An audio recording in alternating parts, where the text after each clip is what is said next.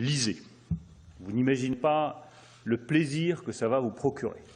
Je le dis avec beaucoup de conviction parce que j'ai moi-même des enfants, j'en ai un qui est lycéen, et c'est devenu un combat la lecture.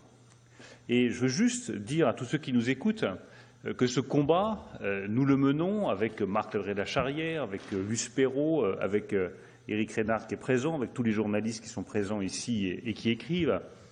Ce n'est pas pour vous ennuyer, ce n'est pas pour faire des leçons de morale, ce n'est pas pour vous obliger à faire des activités qui seraient pénibles, c'est parce que, je le redis, la lecture est un immense plaisir, qu'elle va développer votre imagination, qu'elle va vous permettre de vous ouvrir à des mondes radicalement nouveaux dans lesquels vous ne seriez pas entré sans les mots, qu'elle va vous permettre de mieux comprendre qui vous êtes, de mettre des mots sur des choses que vous ressentez et que vous ne savez même pas de vous-même, et qu'une personne totalement inconnue, que vous n'avez jamais rencontrée, que vous n'avez jamais vue, que probablement vous ne verrez jamais et que vous ne rencontrerez jamais, vous soufflera à l'oreille, par les mots, dans le silence de la lecture, des choses que vous n'auriez jamais comprises sur vous si vous ne les aviez pas lues.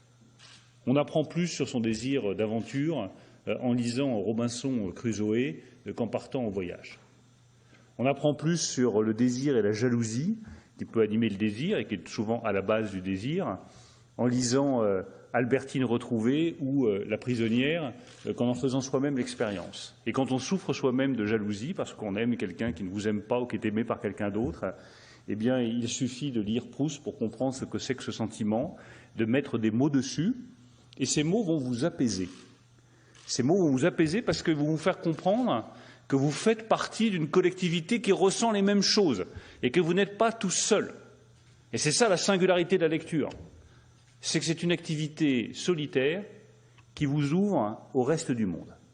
Vous êtes seul et vous n'êtes jamais autant avec tous les autres que lorsque vous lisez un livre. Donc je le redis à tous ceux qui nous écoutent, à tous les jeunes qui nous écoutent, lisez, arrachez-vous aux écrans.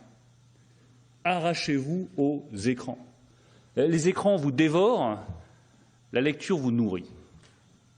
C'est toute la différence. Les écrans vous vident, les livres vous remplissent. C'est toute la différence.